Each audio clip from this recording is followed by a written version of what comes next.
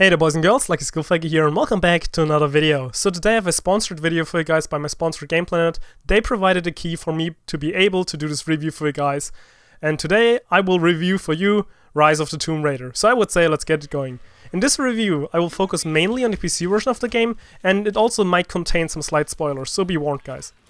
So, in Rise of the Tomb Raider, we once again play as Lara Croft, our adventurous heroine, and in the newest installment of the game, Lara is looking for the Divine Source. That's basically an ancient artifact that has the power of granting someone immortality so that they cannot die anymore, obviously. And you will see a couple of old faces, however this time around the focus lays on Lara's relationship with her dead father, in whose footsteps she's trying to follow in. And also despite many others, actually everyone, basically telling her to do the opposite, she of course is a little stubborn and doesn't listen.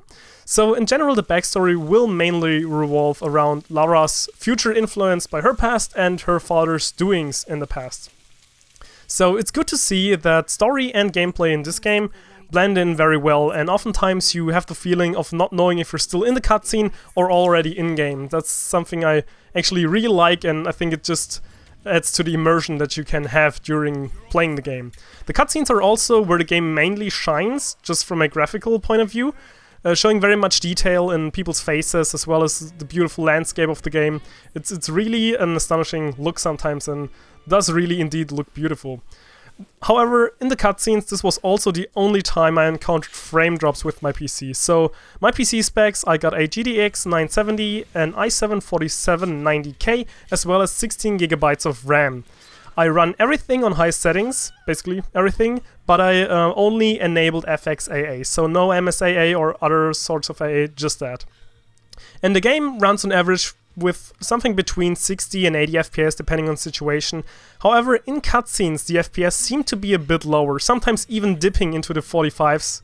And for me, this is fine, because cutscenes I don't actually mind having sub 60 FPS, which I definitely would mind in-game. However, the only time I had FPS drops in-game into something like the 40 was when I was basically looking at a wide open area which I was able to explore, so go there actually and check out everything. However, after leaving the view from above and dropping into the camp, the frame stabilized again, and I was usually just having my between 60 and 80 FPS back. So be aware if you're thinking about it. However, once again, that's basically when you're at a camp and looking at a site. The FPS might be a little lower, but you're not in gameplay, you're not climbing, you're not doing puzzles, you're not fighting, so I wasn't bothered by it too much, but some people are, so I'm just leaving it out to you guys. So all in all, I'm very pleased with the graphics of both the environment as well as with the characters, just like the faces and all the particles in the snow and all stuff. So yeah. Also similar to its predecessor, the 2013 reboot of Tomb Raider, Lara is doing lots of crafting again, also scavenging and surviving. So, like this, you're able to once again upgrade your weapons or build completely new ones. And we already knew this from last title, but many of the new possible weapon builds require you to find scattered parts in different tombs. Same, again, as in Tomb Raider 2013. So you gotta prepare yourself for lots of puzzles, and some are, well, simple, and some of them are a little harder, which I think is good that I actually have some sort of a balance of having quick to do puzzles and kind of also hard to do puzzles, depending on what the reward will be. So, continuing.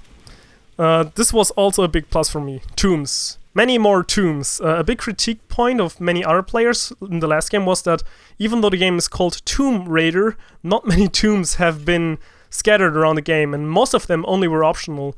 So this time around you have lots of tombs that you have to go through story-wise, but again you also have lots of tombs that you can do additionally, and when you're doing them, of course, you can find the scattered parts and additional resources and just progress through the game a little bit easier. You're now also able to do side missions, which will give you additional objectives along the way, which you can do and again gain a little bit more out of it. As in Tomb Raider 2013, the combat is very diverse, and you can actually approach it from lots of different angles, and you can choose to be stealthy or to go all-out Rambo on the enemies. And there's also a new feature allowing you to see which enemies are able to see their allies at a given time. This was so pleasing for me to have, since the last game. I basically often had the issue in Tomb Raider 2013 that I was trying to be stealthy and kill the enemies, and I was basically solving it like a puzzle, prioritizing my targets and just trying to take them out silently. But sometimes you weren't quite in the know if one enemy was able to see the other. So that's basically now solved. So enemies that are able to see each other are highlighted in red, and the ones that are not able to see by anyone else will be highlighted in yellow. So you're actually able to plan your stealth attacks a lot more efficiently now. So that's a much more welcomed improvement over the last title. I also had a couple of minor complaints, like having to trigger some traps in the tutorial section or beginning of the game in order to keep playing, even though they were quite obvious, and I was actually jumping across them because I saw them previously, but then I actually have to trigger them and then jump via a QuickTime event.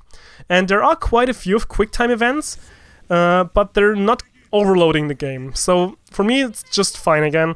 However, just like in the tutorial section, that's something I would have preferred to be able to just avoid altogether, but I guess since it was in the beginning of the game, it was just there to teach people what they should do and what they shouldn't do.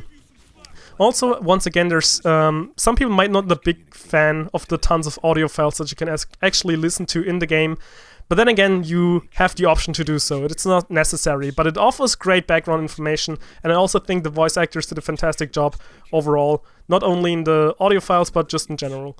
So all in all, I was very happy with the game, and I've been looking forward to it ever since it was announced, and yeah, I was an absolute fan of the reboot they did in 2013.